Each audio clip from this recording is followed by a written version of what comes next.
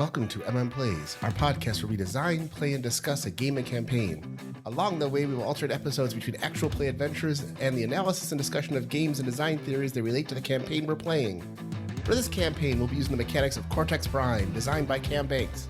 We randomly selected a theme and ended up with swashbuckling high school urban fantasy. So join Plays as we explore and enjoy a new campaign. And now for the introduction of our players. My name's Chris Nizak, and I'll be playing Silas Flameworth, son of the Flameworth family with a frozen soul that's not my own. I'm Old Man Logan. I'm playing Henrik Gunny Gunderson, son of the enigmatic Winter Wind and rookie elemental mage. My name is Jerry, and I'm playing Santiago Zircon. He is the rebellious and reluctant scion of a powerful magic family. I'm Phil Vecchione, and I will be your GM. And welcome to story number 4. Tonight's story is entitled A Magical Night. We are set up as we normally do. We have our X card and our script change cards, our 3 script change cards, rewind, pause, and fast forward, out on the table. I have a couple traits out on the table that we've carried over from previous games. The first one is Silas's Understanding My Magic. That's a D12. That thing's teetering. Yes, I have specifically asked for it not to be over yet because there's a block of some sort that I'm still dealing with. Correct. It's about to pop. We have, this one's carried over from the previous story. We owe you one Arch. That's Archie. Yeah, we owe Archie a favor. Yep. Mm-hmm. That's a D8. And we have the other one that is looming on the table, which is it doesn't add up at D10. I don't even know what you're talking about. Exactly. We had a really great talk with Silas's dad. Yeah, Victor Flameworth was wonderful to us. Yeah. My brain hurts. And then we had donuts. Then we had donuts, Paula's donuts, in fact. They were delicious and big. I think we're still digesting them. Probably. They're like 1,500 calories a donut. Getting back to our setup, we need to hand out some plot points. Reset your plot points. Everybody gets a uno. All right, tonight's story starts in the month of May. Yay. It has been a few weeks. We're going to do some stuff in the in-between, from the end of story 3 to just before the story starts. That's going to happen as kind of a little prelude. Got a couple scenes for you guys lined up. And a quick note for our listeners, high schools in New York run September to June. Our teens are getting close to the end of the school year, but they actually have a bit more to go. They will get out of school mid-June, which will probably be our next story. Right now, we're heading into May. Let me lay out the story milestones for this evening. 1 XP as you prepare for prom. Dun, dun, dun. 3 XPs when you get closer to the post-prom event. I think you guys know what we're talking about, right? This is the whatever the nasty ritual the bad guys are putting together. Yes. And 10 XP when Meseme's essence is released. I myself am rooting for you guys to get the 10 XP reward in this session. I mean, only if it means reconstituting Meseme and not watching her dissipate into nothingness. Don't you smile at me. I mean, it says when released. Yeah, I know. Do with it as you want. Yeah. We are not going to let that happen, Silas. That's good to know. Thanks, team. I appreciate it. Quick pregame question. I have 2. Okay, our first question is a mechanical one. Have you guys spent any XP, and what have you spent it on? So I had a bunch of experience points to spend. So one, I unlocked a martial magic effect of enhancement, but I haven't bought it yet. I have the experience point set aside to spend to unlock it, but you have to unlock it in play. That's how the rules work. I also have bought the thing for new SFX, which is locked, which is the new sword stuff. I actually bought all the fire stuff already. I'm going to have a second sword, a fire sword called the Burning Heart. That is a main gouge of solid fire with a rose and vine motif reminiscent of Meseme's blade. And then by spending a plot point, I can extend the Burning Heart as part of an attack. This allows me to reroll any mana dice I've added to the roll. I get to keep the highest result of each individual rerolled die. And then I bought another SFX, which is when I actually have that blade, which I don't have that blade yet, because I have to deal with the Your D12. Yeah, my understanding how my magic works. I can combine the 2 blades together to create a new sword called Love's Revenge. Yes. Yes, and Love's Revenge is a great sword made of the combination of the Burning Heart and the Soul of Ice. And it's a blade that has a hilt of flame, a rapier's fractured blade of ice, and the rest is formed from high-pressured steam combined with mana to keep the shape. And it makes my magic affiliation a D12 when attacking, but I need to spend a mana die every round to keep the sword going, and I can't generate any mana when using this blade. So it'll wear out eventually. Puts both hands together and then pulls them apart. And it creates flaming sword. Creates flaming sword. Yeah, it's Yes. totally. It's the most anime thing I could think of. It's pretty anime, and I like it. All right, cool. What about you, Jerry? I also took a locked ability. I locked control to my magical effects as I've been trying to use Earth to do other things. I upgraded my popular from a D6 to a D8. I increased my emo from a D8 to a D10. I increased my jock from a D10 to a D12.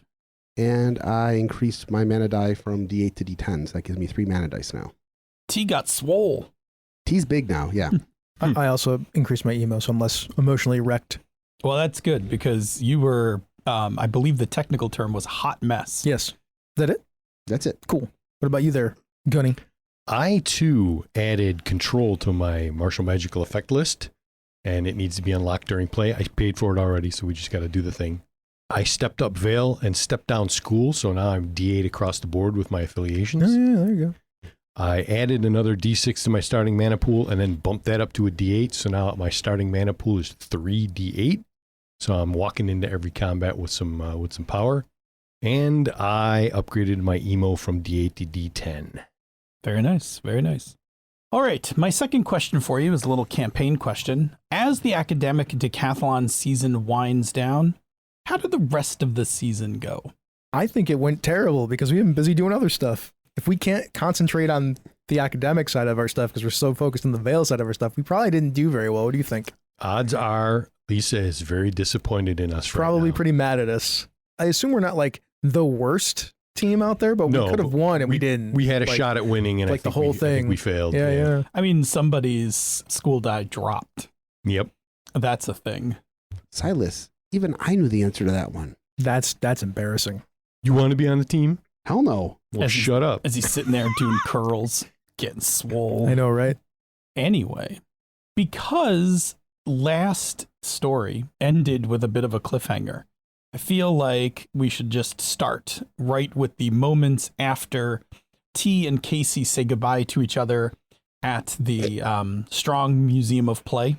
After having a little bit of a talk, and Casey shows you her cool worm tattoo, she gives you a hug with a basically like see you around kind of thing. Yep. And she heads out, leaving you to either stay and stick around or leave the Museum of Play as well. T's going to go over and flop down in the giant life-size Big Bird nest Yes. and pull out his phone and immediately do a conference call with the other two. What's up? Hey. Well, I just broke up with Casey. Okay, sorry to hear that. Did it go as well as you hoped it would? It went sideways. It didn't go badly. I mean, she didn't, insult me or spread fake rumors about me or anything like that. But she's got a tattoo. Yeah, of what? A lot of people have tattoos. Of a flying dragon worm that she got from this new club she's part of. Is it the? It is the tattoo, yes. Are you positive? I'm positive. I've seen that thing a couple times now. On other people. I only saw it once on her. Now I hate that you broke up with her. Do you really think I was the good one to? Do you think I would have been able to carry off that much deception for that long? Maybe. You never know until you try. No, you're not really a rebel. It's just a lie. Ouch. Anyway, I think we should let your dad know. You should let your dad know. Oh. Yeah, I will. I will let him know. What can we do though? That's our lead into Meseme. That would have been a really good lead. Yeah. What's the plan? We could probably figure this out. I will tell him, but I'm sure he's gonna just kick it back to us. Yeah. Well, I'm still friends with her. Yes. Wouldn't it be kind of weird if he was like, "Hey, let's hang out after we just broke up"? Yeah, that would be weird. Yeah, that would be weird. You guys met her. Yeah. Maybe one of you could get to know her or one of her friends. Not me. I'm a Flameworth. Yeah, That would be a terrible idea. Yeah, that's true. What are we thinking here? Are we trying to get somebody on the inside? Is that the idea? That's actually not a terrible idea. That isn't a bad idea. It can't be you and it can't be me, so it's got to be Gunny then, right? I mean, Yeah. it makes sense for it to be me, honestly. So what's the play? What's the cult name again? The Cult of the Golden Dragon, I think. They're a prosperity cult. I don't know. That's what I'm calling Right, them. they're a prosperity Yeah, cult. they're focused on getting wealth using magic instead of the regular ways. That's not what Casey refers to, though. No. What does she call him? She's part of the Worm. It's a guild on, Yes. Call of The Violence. Worm Guild. yeah, the Worm Guild on Call of Violence. Yeah. But we know that it's a prosperity cult. Correct. But the Worm Guild. Okay. You know, I didn't so- even think about the fact that Call of Violence is a great way for them to talk to each other without having to. yeah, right? Smart. That's actually pretty smart, yeah. All right, look, clearly can't be Silas. Yeah. Makes sense for it to be me. Yeah. Because I'm the one that doesn't have any money. So let's do this then. In 2 weeks, so give it some time. We'll have T suggest that maybe you're interested in her and would like to get together and maybe meet or talk or go out on a date or something. Sure. Prom's coming up. It is. Sure. Doesn't he want to? I mean, you okay with that? I don't want to speak for your personal life. If it gets us in the door, I mean, it's a great excuse, you know. Okay, we'll do that then. We'll wait a couple of weeks. We'll see if T can introduce you. And then if I don't screw it up, Then we're good. I've never been on a date before, so just to warn you. Oh, great. I've been on a couple that came to worse than I've done. You would be surprised. I'm gonna go talk to my dad. I'll talk to you guys later. All right. I mean, let's face it, Silas is the love doctor of the three of us. I mean, Silas had a girlfriend. That's what I mean. That's Has a girlfriend. Girlfriend. he's very close to her, like right here. She's very close to him. It's almost like she's inside me. Yes. Whoa. I mean, Hang on now. however you like it. It's okay. No shame. I mean, she's living inside of me. Rent free. Some bad behavior at this table tonight. Thank you. Side-eyeing a few people. What? Not you. Okay. Side-eyeing Jerry. Okay, that's Evil fine. Jerry. Evil Jerry did I a mean, thing. that's normal. Jerry made a hand gesture you don't like. Saying evil Jerry is just like saying Jerry. That's twice I got him today so far. Man. I'll take it. All right. All right. With that little bit of kind of the tail end of story 3 kind of closed off, let me ask you a question. In preparation, like in those 2 weeks before you're going to reach out to Casey, is there anything you want to do in particular? I will be working on controlling my air power. Sounds good. Either of you two? I am training on the fire magic with my father, but there's like some sort of block that I just can't seem to. I can manifest these fire powers a little bit, but it's not consistent, nor am I able to use it with reliability. Okay. He's spending more time with the junior guardians, trying to get them to help him figure out how to do better things with his earth magic. Because they've all got unusual magical abilities. Yeah, there's some real interesting conceptual mages in there. Oh, yeah, definitely. So he'll be hanging out with them and talking and spending time focusing on his powers and letting them focus him. Mm-hmm. Also, because he's bigger now, he'll volunteer to be kind of a sparring dummy for anybody who wants to come at him. Okay. So Yeah, so you're getting a lot of club time in. Mm-hmm. The next following scenes, and I have one for each of you, takes place in the time leading up to the official start of our story. So these are our little preludes. And I'm going to open up with T. Yep. And you are home. Okay. It's on the weekend. Mm-hmm. It's not too long after you've broken up with Casey. Right. You can smell that somebody has been baking muffins, like delicious blueberry muffins your dad's been baking. Mm-hmm. And your mom texts you and it's like, hey, if you got a minute, can you come downstairs? Okay. He shuts off the computer and trots downstairs. She's in the dining room, and on the table, there's a basket of muffins, steam rising out of the top of the basket. Ooh. She's like, oh, go ahead, take a couple. Yep, he does. He takes 3. Don't worry, your dad made plenty. He always does. He knows. Yep, exactly. She laughs. She's like, hey, I just heard that Casey broke up with you. Yeah. Guess it just wasn't working out. Okay. Yeah. Are you doing okay? Yeah, I think so. I just don't think there was. Listen, I know that you and Casey's mom kind of thought that being Earth families, this was going to be something, but I just don't think we're friends. We're still friends. Like we chat like once a week and we get online a little bit. She still plays that Call of Violence game. Ugh, that game. Garbage. Mom, it's great. It is so great. It's so good to be able to like just get all of your demons out in the game. What happened to just like good old Space Invaders or Asteroids or even like a little Centipede or something? Like games that, just charming little, not chainsaws shooting through people and stuff. Mom, we had those on an app for our phone like 5 years ago. Oh, I know. I have several of them on my phone. I'm just saying, like, video games used to be more wholesome. Anyway. Geode, Mom made muffins. Mom, can I have some muffins? Yeah, get a muffin, go. Okay, thank you. Talking to your brother. Geo, do you want one? Go. Oh, gimme. Okay. All right. Shh, out. I'm going. Not you. Sit. T pulls a chair out and sits. So it didn't click. It didn't click. I mean, we're still friends. It wasn't horrible, and she didn't like try to set me on fire or anything like that. So it was good, you know. All right. I don't want you to take this the wrong way, but I don't think I'm going to set you up again. And not that I don't think you can be set up. I'm starting to think that maybe it's not the best thing for you. It's not the best thing for me, that I should be meddling with that kind of level in your love life. Okay. I mean, don't get me wrong. My marriage was arranged, and I adore your father, your grandmother. I mean, you can just trace back through the years to all the arranged marriages in our family. And look, I like playing matchmaker. I've done it for your sister, but I don't know. It seems like a pretty heavy hand, and I'm not sure you're appreciating it, and I'm not sure I should be doing it. I mean, what are your thoughts? I mean, I don't know if I need to be set up, but I don't, Mom, I really don't. Listen, I know you mean well, and I don't mean that in a patronizing sort of way. I mean, let's face it, the last couple of weeks of my life have been a little chaotic and exciting, right? Oh, exciting. Well, I remember my junior guardian days. Yeah. I've been in more fights against real people than I have against people in the video game. So, I mean, that's something right there. Yes. So I really haven't had a lot of time to try to find new relationships anyway. So meeting somebody, and I mean, like I said, Casey's like a cool person. Sure. They're a good friend. I mean, at the end of the day, I made another friend, and there's nothing wrong with networking, because eventually Casey's going to be doing something in the Vale, and knowing who they are might be useful at some point. Sure. No, I think that's great. I mean, my best piece of advice is I think you should date magical. Oh, definitely. Okay, good. Because I think it's a lot. I mean, Mom, I got to meet a girl who can, you know, and he runs his fingers through his snakes. He's like, can see my gorgeous locks here? Several of the snakes lay down, and one of them just sticks out to one side and keeps spitting. It's like, I can never get that one down. She smiles, and like, you know, her own snake hair kind of waves. Hers actually does like the ripple kind of thing. Like she's got it under enough control that it just by thought it ripples through. She's like, oh no, I understand that.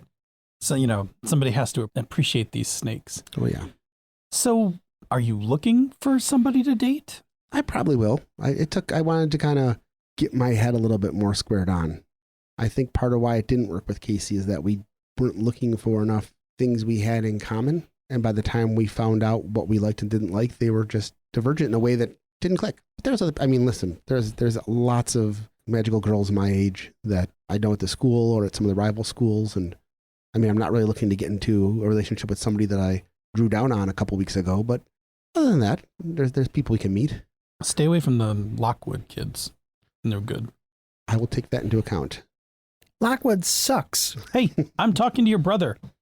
Eat your muffins. Leave. Yes, Mom. Why we always gotta get kicked out of the kitchen? But yeah, I'm definitely going magical. I don't want to sound.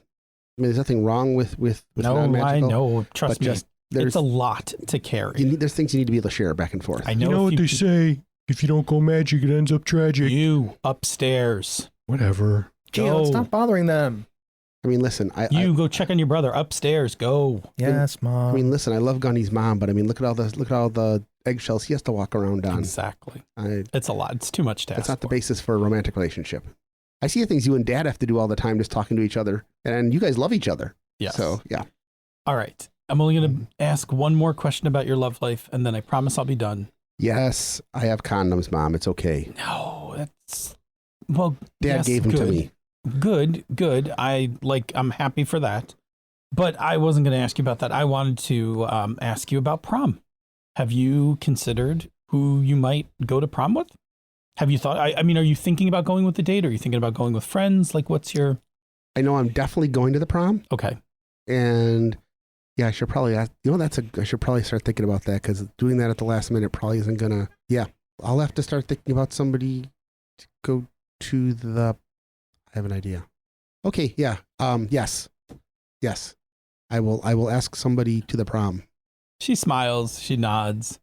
She's like, okay, good. I mean, I had such a lovely time at my prom. I just, was hoping you wouldn't miss out on the opportunity. So good. If you have something in mind, then I will not pry, but if you want to share, and if you need any help with tucks or boutonnieres and corsages and things like that, you can just come and ask me. I mean, I've got a leather jacket. Tucks, young man. You have to look nice. You saying I don't look nice in a leather jacket? I'm saying Mom. it's a prom. There have to be some traditions. She smiles and she's like, take one more muffin. Okay, he takes one more muffin and turns and just like, I'll give it some thought. And he turns and he starts to shuffle up the stairs. And don't spend all day playing that god-awful game. I wasn't. I was doing research. All right. Well, then you could spend some time playing that god-awful game. Go. Okay. Gunny, after school one day, in this in-between time, you are working at the store. Yep, helping out. You need to take out the garbages. Like, you got a couple bags of garbage that need to go out. As your mom's like, it's getting towards the end of the day, so you're kind of gathering up everything and, you know, getting the garbage out to the dumpster. I got 2 bags already. Is there anything else, Ma? No, that's good. Just take those. All right. Oh, wait a minute. Take this cardboard too. Okay. As you head out, the door closes behind you. There's just like a little bit of a walk from the back door across like the little, like that L-shaped part of the parking lot to get to the dumpster. As you're walking across, there is a very strong gust of wind. Enough that a normal person would easily be knocked over. But I feel that you have a little better control of the situation. I've been practicing, so as soon as I feel that gust, I'm like, oh, and I push back against it. Okay, and literally the wind just kind of like moves around you, but still kind of kicks up like dirt and loose things all through the back. Yeah. You hear a thud on top of the dumpster. The hell? And you look up and there's like a bit of shining light, and standing on the dumpster is an incredibly handsome angel. You've seen him once before. It's Kazafel. The hell are you doing here, Kazafel? He looks at you and he's like, you remember. Hard to forget. And he floats down. So, of course, he has the angelic wings. He's wearing a chest plate, a pair of jeans. He's got a white collared shirt under the chest plate and flowing black hair. And again, that aura around him. And he lands and he's like, it is I. And he takes a big sigh. Fucking Kazafel, at your beck and call again. Look, I didn't call you. No, but somebody sent me. I come with a message that I am compelled to share with you that is physically hurting me until I say it out loud, and I say it with absolutely no reference, as someone has rudely jammed this phrase into my head and compelled me to come speak it to you. Spit, bro. Give it. Don't rush me. I like to give this the proper... It burns so much holding it in, but I have to wait. But I need to do Overly dramatic much? He looks at his wings, looks at you like, yes, all the time. I'm a literal fucking angel. Just give me a moment. Composes himself. I'm ready. You know, before you couldn't resist, go. You're ruining the whole moment here, bro. Gunny, what's taking so... Ooh, who's your friend? Oh, hello there. Don't worry about him. I'm Kaz. How are you? Oh, I'm speechless. You would you like to come in? Have maybe a drink? Like, No, I got no some time water. for that now, Ma. Oh, Sorry. I didn't get your name. You said your name is Kaz? Kaz. I'm sure I'll see you soon. My name's Anne. Pleasure to meet you, Anne. Gunny, you should invite your friend in sometime. Absolutely. I am in a rush, though, so perhaps another time. Okay. As soon as the door closes, you will not go near my mom. From one air elemental to another. Fine. Thank you. Has anyone ever told you your mother is... Shut up. Okay, just... it's fine. All right. Are you ready for this phrase? I've been ready. Literally burning a hole through. Yes, it's so imperative. Well, that you I'm spit not the that one out. who ruined the moment before, and then, you know, the intrusion by your very attractive and quite young-looking mother. How old are you? All right, fine. Feel the burn. All right, your message. The coiled dragon holds the key. Coiled dragon holds the key. Yes. Awesome sauce. Also, don't you have a phone? Wouldn't it be easier if somebody could just text you these things than compelling me? I have absolutely no idea why you keep getting compelled. Is it the same person? Well, I mean, I can't tell because it's not a person who's coming up to me. I've been in Niagara Falls both times when I have been struck with magic. Interesting. Same rough location both times. Pretty close. The first time I was at the old stone chimney. Do you know it by the river? I think so. It's a nice, it's really nice. Like before Goat Island. Yeah. I was meeting a companion. And today I was supposed to be meeting another lovely companion at the observation tower. Such a beautiful sight. But I had to leave because, somebody keeps shoving words in my head to bring to you. So the first time it was the axe, which I assumed was from my father. Okay. Are you just not on good speaking terms with your father? I don't remember if we had part of this conversation already, but he, according to mundane authorities, was killed in a car crash. Well, I find that hard to believe, considering that, I'm walking around with his axe. I was walking around with his axe. Exactly. But come to find out, he's the Winter Wind, and he's a renegade. And he compelled you to bring the axe to me. And now you've been compelled again, from roughly the same vicinity, to come and give me a message. Yes. Which makes me wonder what the hell my dad's up to, and why he can't just text me a message. Sure. I mean, there's got to be a way for him to magically figure out what my phone number is so that he can then just text me. I would think so. You would think so. Maybe he just likes to torture you. No, I mean, perhaps, but seems very rude. It does seem very rude. And a bit crude. I mean, honestly, this spell is more oomph than it is finesse. Well, if there's anything that I can do at any point to prevent you from being used in such a callous manner, I will do it. Have you considered a family reunion? Believe me, I've been trying to find him, but I've also got a billion other things that I've been trying to do.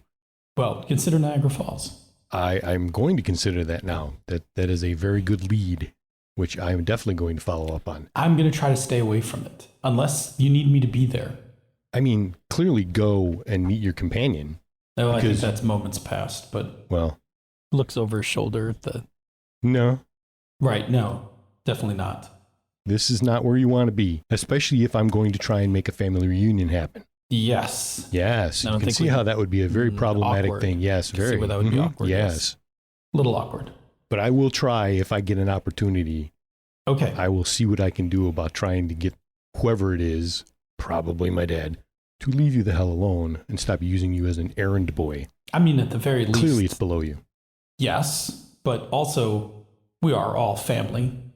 While it's a bit intrusive, I wouldn't deny something for family. In the meantime, allow me to do this for you.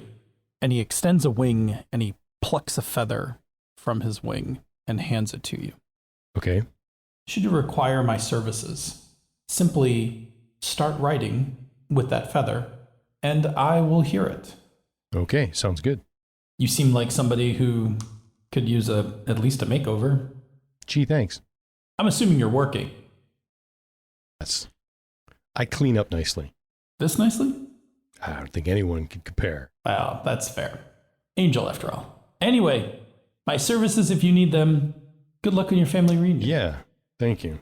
And I should probably jet. Please. And then he flaps his wings and ascends upward with a gust of wind. This just reinforces my belief in real life that angels are all just complete dicks. I just wonder if Gunny was flirting with the angel or trying to get the angel to leave. Probably both. There was definitely a little bit of flirt in there. It's hard not to. I mean... He is attractive. Yeah. It's true. I mean... It's nature of the beast. I mean, I feel like he's played by Tom Hiddleston. I mean, easily, Tom Hiddleston, although here's the thing, though, it's like Tom Hiddleston charm, but like a darker kind of more macho kind of look. Yeah, okay. Sure. Yeah. We're talking like one of the 300 guys. Yeah, yes. Yeah. Looks like Fassbender, Fassbender from 300. Yeah, okay. All right, when Kaz flies off, yes, I will attempt to use my air power, flex my control, flip the dumpster lid, and huck the garbage bags, and see if I can, for a little more practice. I think that's exactly what we see, right? Yep. Like just a gust of wind blows open the top to the dumpster, and then whoosh, everything just kind of slam. Yep, floats on in. All right, Silas, you are up in your room. Okay. It can be a weeknight. It's fine. Your dad hasn't been home during the day. What are you doing in your room? I am communing with the sword. All right, let's start with you in the sword. Oh, okay, cool. You say you're communing with the sword. And I can do this now without help. That's neat. You and Meseme are sitting inside the sword. Hi. Hey. I'm a little sad because I'm trying to find the rest of you, and I've gotten some good leads, but prom's coming, and I was kind of hoping that we could go together. I mean, I know it's not that big of a deal comparatively speaking. No, I would love to be a whole person and be able to go to the prom. I mean, I very much wanted to go to the prom with you, and I assumed that there was going to be some sort of elaborate promposal in my future. No. She laughs. There was going to be a very romantic asking you to the prom, but not a promposal. In a way, I'm going to be with you at the prom. Yes, it's not the same, though. I get what you're saying. Yes. But also, I get what you're saying. You're probably going to annoy the chaperones if you start dancing with your sword. Yeah, that'd be weird. It's going to be a little weird. I am happy that we can have these chats these days. No, this is nice, but the prom, you're going to go though, right? Yeah. Okay, I don't want you not to go. I'm not going to go with anybody. I'm just going to go with my friends. That's fine. I want you to go and be happy. And well, I'm mostly going to go because supposedly there's some sort of event that's going to happen after the prom or around surrounding the prom that has to do with the rest of your essence, and I'm going to get it back. I'm going to pause for a moment, use our pause button for a moment and ask, is this the first time you've communed with Meseme since everything that happened with Samia, Jenna? I think that's a great idea because it's the first time it's been successful after all the work that I've done with my father. Perfect. Okay, I'm going to resume. My essence is going to be at the prom? Supposedly. Or at a prom party, like a post-prom party. So you know who has it? Yes, his name is Kurt Bennett. The name doesn't ring any bells with me, but I definitely... He's part of a prosperity cult, something called the Wyrm. Prosperity cult? I thought those things were illegal. They are illegal. Which is why it's a cult. Yeah. She nods. Why take my essence if they're in a prosperity cult? Something about the ritual that they're going to cast to make them all rich. Really? That's what my essence has been ripped apart for? Yeah. Fucking money? Yep. Well, I guess that's kind of as this old movie Die Hard always used to say, it's always about the money. So you're going to go to the prom and find out where my essence is? That's the plan. Does your dad know about this? Yes. Okay. Your mom doesn't, though. At least not that I know of. She's going to know. Probably. She'll know. She's terrifying. She's got her moments. She's, but she really loves you. She must like you. You know, I gotta ask you a question, though. Yeah. I wasn't magical, and you were dating me. Mm-hmm. Did you know that they were gonna wipe my mind at some point if I didn't manifest my powers? No. Who?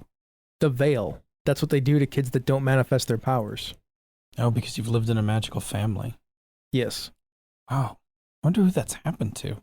I don't know. That's pretty fucked up. It is. I'm kind of angling for when I go to Yale to get into law and then get into Veil law and maybe do something about changing some of that. Yeah, because that's pretty shitty.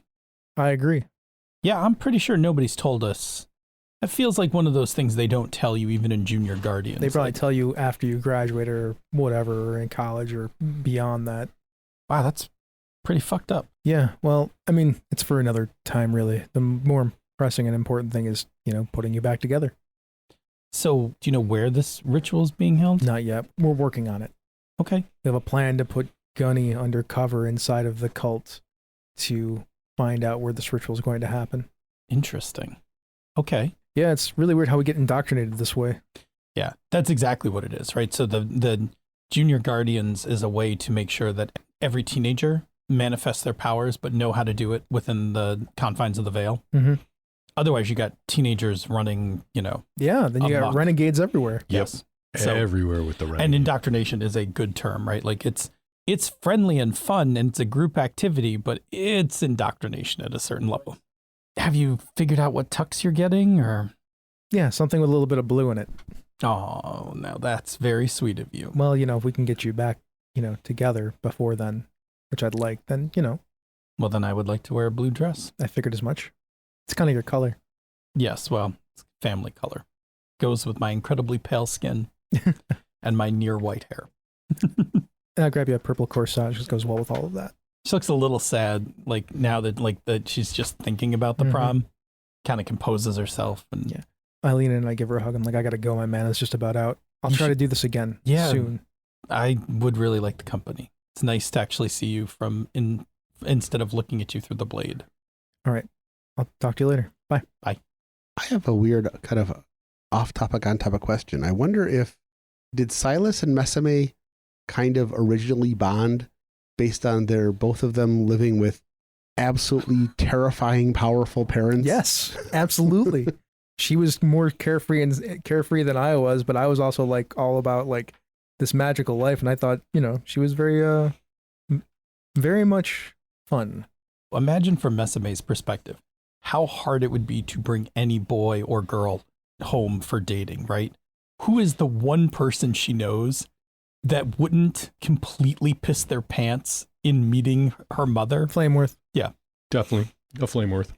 Everybody else, it's like, oh man, your mother is literally So I'm probably like one of the only few people that would actually talk to her about even that, right? Like, sure. Yeah. Oh my God.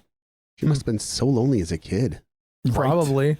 Yeah. So was I, though. Yeah. Even the other Yeah, parents. but you and I were friends, though. Sort of. I mean, I'm still Flameworth, right? Like, Yeah. it's because your dad and my dad are friends. Yeah. That's the only reason why we're friends, but we kind of grew up together. We were kind of stuck together. Yeah. There's a knock on your door as you come out of your ritual. Come in. Door creaks open. Your dad's there. Oh, looks down and sees you, in the middle of like the ritual circle. Like, oh, I'm sorry. Were you casting? I was communing with the sword. Oh, I managed to do it by myself. by yourself. Look at you. I mean, it's really you helping me. Like, you've taught me a lot the last, 3-4 weeks. Well, I think you've done an amazing job of reining in your emotions. Everybody thinks that fire is unchecked emotions, but that's actually not true. Fire is all about control, and controlling one's emotions is the pathway to controlling one's power. Passion, not rage, right? Exactly. Somebody much smarter than me told me that. He might think I'm talking about him, but I'm not. Yeah. So you were able to commune. Is Meseme doing okay? Yeah, she's okay. I was just telling her our plans. The Gunny undercover, the Wyrm Guild, and all that stuff. Yeah. How is that going? I don't know. I will find out soon. I have to talk to T and Gunny about that. They were supposed to set that up. You are you being careful talking to Gunny? I am. I actually have to. It was tough telling him that I couldn't really be his friend for a while. Like, we had to pretend not to be friends. Yeah. Because I can't be that close to him. I have to make it look like we're on the outs. In fact, I might stage some sort of fight with him. Yeah. Just be careful. It's tough. It's tough to have to distance oneself from a close friend. Oh, I get it. Wait a minute. What do you mean? Nothing. I'm like looking at the window now and I just see Candle. Yeah, you also like have just like out of nowhere, just like a slight craving for donuts. You taste the powdered sugar in your mouth. Yeah, right? Yeah. Just at the back of your mind, you're like, man, I wonder if there are donuts in the kitchen, right? Like, just, you don't even know why you thought that in the middle of the conversation, but for just a moment, that thought creeps into your head. So I was talking to Miss CotS. Yeah. And I think in order to help this whole investigation along, I think what you're doing with Gunny, I think is brilliant. And I think you're handling that fine. I thought the other thing that might be useful is for you and T to have like better access at the prom. Okay. So to that, Miss CotS is going to sign the two of you up to the prom committee. So what? Think of it this way. You'll be there for the setup. You can be there for the takedown. If you're wandering around checking things, no one's going to think that's weird. You'll be on the prom committee. You'll be expected to be part of the whole event. It makes sense for me, but it's a little weird for T, right? Yeah, but you're going to, if you find something, okay, you need back. Okay, I'm gonna be like, I guess I'll just tell Lisa, because I'm pretty sure Lisa's in charge of the prom committee, that she should put T on the prom committee. Miss CotS has actually making the arrangements. Okay. You can tell T, though, that he's on the prom committee. He's going to love it. He's going to love it. No, he's not.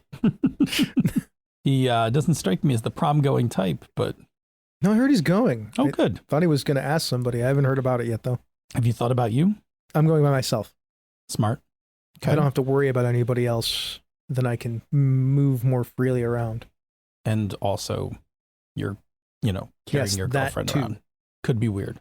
That would be weird. Yes. Well, Somebody actually asked me. I had to say no. happens. Yeah, I'm not really worried about it. I think a lot of people, it's been a little while since Meseme's gone missing. Some people are going to think that you're going to eventually move on, not aware that you're actually right in the middle of something. Are you doing okay? Yeah. Okay.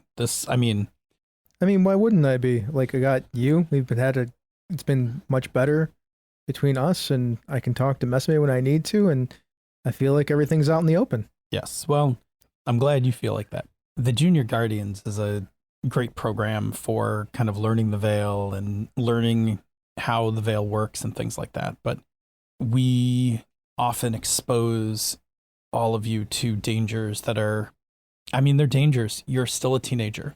Look, I've talked to a bunch of other people about their Junior Guardian experiences. It seems like what we're involved in is a little bit above and beyond what's normal. Yeah. We'll talk about that at some point. And that's okay. This is personal for me. You are, after all, a Flameworth. And I feel like you are rising to the occasion in every way possible. And I'm proud of you. Well, I'm glad that you trust me enough to do this. I also want you to know that if you're in over your head or this gets to be tough, you can come talk to me about it. Of course. Okay. That's why I asked you if you could help me train. Good. About that, do you want to train tonight? Sure, let's go. I gotta figure out how to make this thing actually manifest and stay. All right, let me change into something that if you singe it, I'm not going to be terribly upset about. That's fair. With that, our preludes are coming to a close. A good way for Gunny and Silas to have a falling out is to publicly accuse each other of being the reason that each other for being the reason that you've been distracted at the decathlon. Oh, the decathlon. Yeah. Like, I brought you into this, and look, you haven't been taking study well. You haven't been focusing, whatever. Do you want to do that? Sure. Okay. Because that's something that you guys can both be mad at each other about while knowing that it's not actually true. Sure. Which gives you guys both a license to be crueler than you need to be. All right, do you want to just play out that little scene before we Sure. kick into the story start? Sure. Can we do the school thing too, where I tell T we're on the prom committee? Oh yeah, absolutely. Feel free to have both of those scenes. Hey T, what's going on? Not too much. I got news for you. Cool, don't it? Thanks. I take one and I actually put it in my mouth, which is unusual for me. Mm-hmm. We're on the prom committee together. You guys. For what? Yeah, we're on the prom committee. Oh, let me just. Yeah, we're on the prom committee together. Did I sign up for that? No. I don't remember Ms. signing up for Cortez that. signed us up for that. Oh, wait. So that we can be there at the prom and have an idea what's going on at the I place. slap you on the shoulder and then I look at my hand because it stings. Ow. And I've Good got job, smart guy. And I've got powdered sugar on my shoulder. Mm-hmm. That's actually not a bad idea. I know, right? What am I going to do on the prom committee? We're just going to do set up and tear down. And whatever else you want to do. Okay. Like you could maybe, I don't know, what There's do you a want to prom do? committee meeting Wait. coming up. There's Well- there's music at the prom. Yes. I got some ideas for music. No. Yes. People like to dance. There's lots of good dance songs. There are lots of good dance songs. Most of them don't involve headbanging. Some of them do. Some of them do. Yes. We should have a variety. You could talk to Lisa about that. Dance, not mosh pit. No, you shouldn't slam dance. You'd tear all those outfits really bad. Yeah. Tuxes are horrible for actual movement. Not if you have a really well fitted one. So prom Okay. committee. Prom committee. Meetings later today. All right. You have to be there. I just realized the look on Lisa's face is going to be priceless. I know. One of us should have a camera ready. That's a good idea. No, actually, no, we shouldn't. It's going to be tough enough for her as it is. True. We've put a lot on that poor kid. Did we? She's still pissed off. Yeah, She keeps yelling at us because we didn't do very well at the academic decathlon. And why is that? Is that any fault of hers or the rest of the decathlon? I mean, we are kind of like dealing with a lot. We are, but they don't know that. I mean, who cares? We're not talking about people's lives here. It's just, I know. you know. I know. I'm just saying I'm trying not to take delight in other people's misfortune. I'm not taking delight in her misfortune. That's why I'm not going to take a picture of her being shocked. She's also given us, me and Gunny, all kinds of shit for the last month and a half. Yeah, she hasn't given me shit, though. You're not wrong. Okay. Lunchtime. I walk over. I drop my tray on the table right in front of Gunny. I'm sick of your shit. Dude, Stop telling Lisa it was my fault that we lost the academic decathlon. Look, I ain't telling nobody nothing, but maybe you could have studied a little harder. Maybe you could have too. Instead of like working all the time. I know that you're poor, but still, you wanted to be a part of this team. You know, maybe I could have studied a little harder if it wasn't so important for you guys to teach me everything there is to know about Call of Violence. I guess you're not necessarily wrong there, but we also studied. Maybe you should just be more retentive. I guess your brain's just not as good as mine. Wow, dude. It's your fault we lost. You can piss right off. Fuck you. I walk away. The rumor mill like kicks into full gear, right? Like there's, nerd fight. Later at Junior Guardians, like, oh, that was so good when you said the Call of Violence thing. I'm so impressed. I mean, it was a logical... It totally made sense. Sorry about the poor thing. Dude. Are you guys hanging out in full into Junior Guardians or just kind of bumping into each other? Just bumping into each other. It's when we're sparring because we have to spar. Okay. You're kind of forced to be into it like while you're there. But I take it you guys are still carrying this through that you're mad at each other? Yeah. Okay. Just making sure. That sparring thing, it looks like I'm angry at him. We're actually trying to kill each other, but not really. Yeah, you're like blades lock up and it's like, oh, nice job on that. Like, Yeah, to make it look good, just because I know he's going to run over there and like push him apart. There you go. Yeah. Just let me at him. Let me at him. Thanks for the help. That's enough out of you two. Both of Miss you. Cortez, like break it up. You guys can spar other people. Go. Fine. I actually have to go. I got to go meet my mom at the store. That's right. Go help your mom at the Enough store. out of you. Flameworth, go. Yep. Spar. Yes, Miss Cortez. Ash, kick his ass.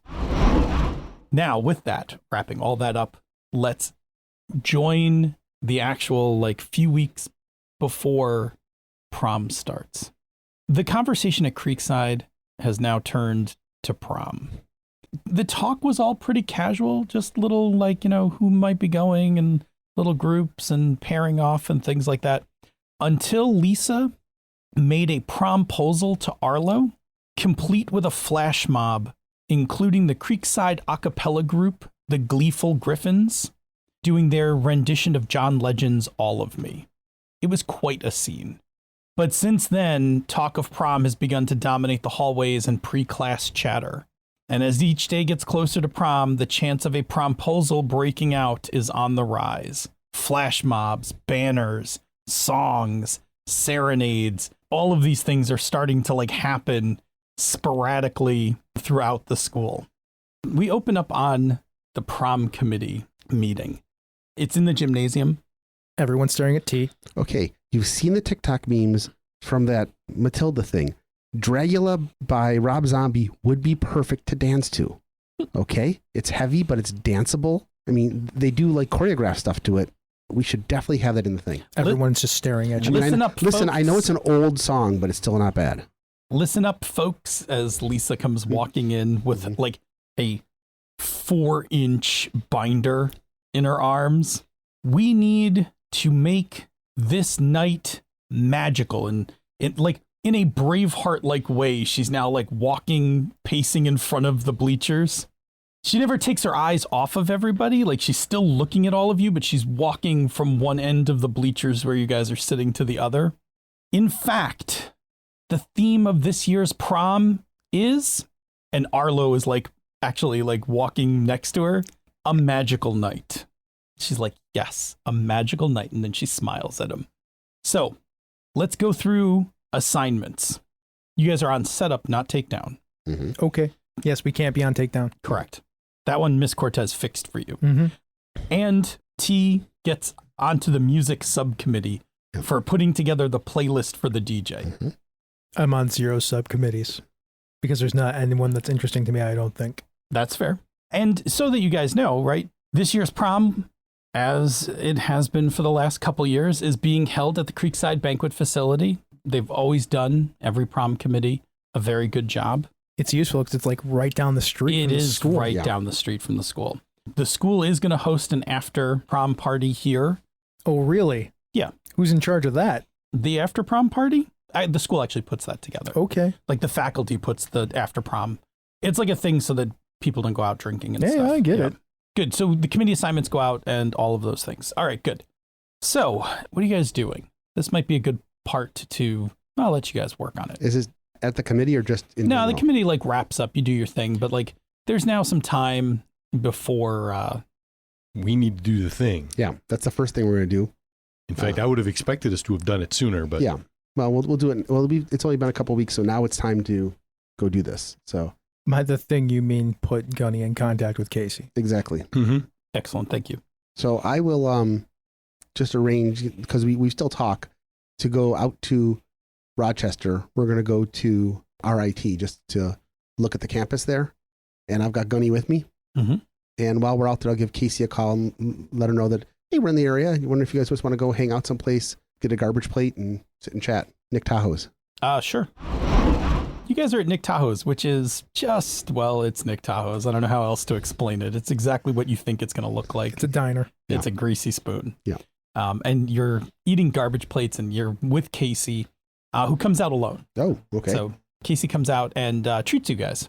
Oh, really? Yep, picks up the bill. Oh, Gee, wow. thanks. Oh, Thank you. hey, no problem. She's got a what is it, like one of those Visa prepaid cards, and she's like, yeah, don't worry about it. She's like, I got this, and she pays for it. You remember Gunny? Yeah, absolutely. Yeah. I'm just out. We're out here. I mean, next year I'm a senior, so I got to start looking at where we want to go for college. So I thought I'd take a little tour of RIT now while I got a chance. Sure, Yes. RIT is great. SATs are already coming out, so. Yeah, absolutely. I got a prep class for the summer. I'm gonna take them again. I'm gonna take them in the fall. Cool. What about you? Yeah, I haven't given it a lot of thought yet. Got to talk with my mom because I probably have to do something like community college or something. No, I mean, there's no shame in that. Community college is fine. Yeah. Are you still playing? Oh, yeah. My group's been a little bit more sporadic. Not mine. We've been A lot of my nonstop. A lot of my players are not part of the Veil. They're not even magical. They're just a bunch of friends that I've known for years, and so we've been just kind of chatting and playing. And actually, I'll be right back. I got to go talk to a man about a horse. And I stand up and excuse myself from the table. Is that some sort of thing about going to the bathroom? It is definitely a bathroom thing. What about you? Are you playing? Yeah, they dragged me into it. It was a bit of a struggle at first because I didn't have a rig that could do it.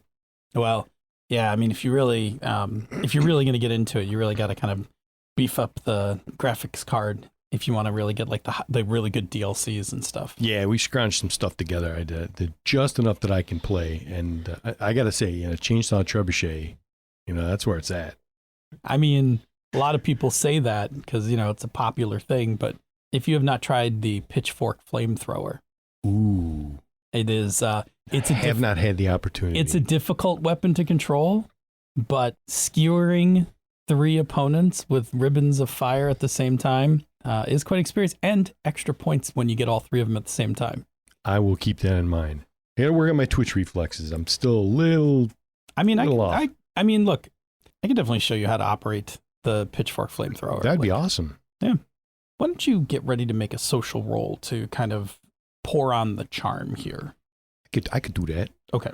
I'm going to tell you that Casey's not actually difficult to make friends with. So Casey's just represented by a mere D6. I have a weird question. Can he also get, because I'm the one who introduced them, can he get my D8 for my relationship with Casey as friends? Yeah, I think that's perfectly fine. Like, you kind of opened the door on this. Mm-hmm. Okay, so I'll get your D8. I'm using emo. I'm totally laying on the, like you got the feels. I'm poor. Yeah, I've been noticing. And that kind of thing. So we're playing that up. This will, of course, be a D8 for school. Actually, in this case, it doesn't matter. It could be a D8 for Veil because I'm trying to get in. But they're all D8s now, so hey. And we're using the sins of the father because I think being a little renegade is in my blood, so. More true than you know. Yeah. Let me know when you're ready, and I'll set your difficulty for you. Do the thing. A 7. Well then. So yes, 13. 13 is a heroic success. Okay, so she's like, you guys chat up a bit more about Call of Violence until, like, even after T gets back, you guys are still talking. And when you guys are done, you guys head out, say goodbye, and T, you get a text from Casey. Hey, quick question. Say no if you're uncomfortable with it, but Gunny seems pretty cool. You mind if I hang out with him? No, your friends are my friends. That's awesome. I love it when my friends get along together. Okay, cool. Will you send my number over to him? Sure. I'll just text Gunny. You're in the car with him. Oh. Like she literally texts I'm you. driving. Yeah. Like you get that text like Right as we're getting in the car. Okay. yeah, you get that text like as she pulls away, like she leaves a few minutes before you guys, and like she winds up texting you like at the first stoplight. Okay. Yep. T says, grab the wheel for a sec. Okay. He just texts while Gunny's holding the wheel for him while they're going down the 490. It's Rochester, so we're probably doing like 85 or 90. I've driven that. And he'll text him back, Casey's interested. Here is her number. Send, click, thank you, and I hang it back up again and take the wheel back. Bing. By the way, that is one of the most normal teenage things I can think of. My friends and I used to do that all the time. Why did you just text me when you're sitting with me in the car? Because this way you have it and I won't forget to send it to you later. And you can text her back. Oh, it's her number. Okay. Excellent. Our evil plan is working. T taps his head, not just a hat rack. Well, then I will immediately text Casey and say, Hey, really enjoyed hanging out with you today. Looking forward to learning some new COV. That text conversation goes like another 6 hours. It spans the time you get home, you go up to your room, you're hanging out that evening. By the end of that text conversation, the next day you guys are going to go play Call of Violence together on Discord. cool. He's in. Thank you for listening to Misdirected Mark Plays. Now let's do some Patreon shoutouts before we get out of here. Let's start with the Royal Court. The Polish Ogre, who is our very own Polish Ogre. Ty Prunty, also known as Lord Timemonger. Lars Henrik Evjan, the Lord Out of Time. Jim, the Royal Merchant Emeritus. Chromatic Chameleon, the Queen's Spy Mistress. J.T. Evans, the Queen's Librarian. Schmitty, the Keeper of the Labyrinth. Andrew Dacey, the Warden of Whiskies. John Carney, the Court Necromancer. Craig, the Lord of One Name. Tiberius Starcrash Smith, the Baron of Britannia. Eric Bonts, the Weregator. And Kevin Lovecraft, the Royal Beard. Now, we have a bunch of other patrons that get a shout out here too. Thank you so much. John, Chris Constantine, Miko Froelich, Eric Simon, Athelus, Not That Billy Mitchell, Fiona, Kathleen Halperin, Christopher Gamelk, Michael Beck Esperum, Joseph Knoll, Carlos Hepdilemma, Michael Draper, Alice Kira, Jim Fitzpatrick, Brantley Harris, Steve Radabaugh, Rory McLeod, Ninjabi, Richard Wyatt, Joseph Peralta, Brian Kurtz, my Brett, not my Brett, but somebody's Brett, Chris Steele, Jared Rasher, Eileen Barnes, and Brandon Barnes. Thank you so much for being our patrons. If you'd like more content like this, you can check it out at misdirectedmark.com. If you are interested in supporting the show and other shows on Misdirected Mark Productions, you can go to our Patreon page at patreon.com/MMP. You can get a whole bunch of stuff there, including extra bonus podcast episodes, material concerning this game, The Children of the Shroud. That includes character sheets, our game rules, some of our setting stuff, and Phil's thoughts from behind the screen. If that's not your thing, then you can just tell a friend about us. We'd greatly appreciate it. If you're looking for other podcasts to listen to, there are a variety of shows on our network. You can check out Panda's Talking Games with Phil and Senda, where they talk about all kinds of game stuff. The Gnomecast, where a bunch of gnomes get together to talk about gaming topics to avoid being thrown in the stew. And Thaco with Advantage, where Ange and Jared talk all about D&D. They're going to talk about it anyway, so why not record it? If that's still not enough content for you, we have a number of other podcasts that we recommend and are friends with. The Tabletop Bellhop, your board game concierge. The Knights of the Night, an excellent AP podcast. Mastering Dungeons, where they talk all about D&D if you want some more D&D stuff. And How to RPG with Sean P. Kelly. You can catch that on YouTube. He's live on Saturday mornings. I'm often in the chat room there. Well, this has been a Misdirected Mark production, the media arm of Encoded Designs. Mic drop. We out.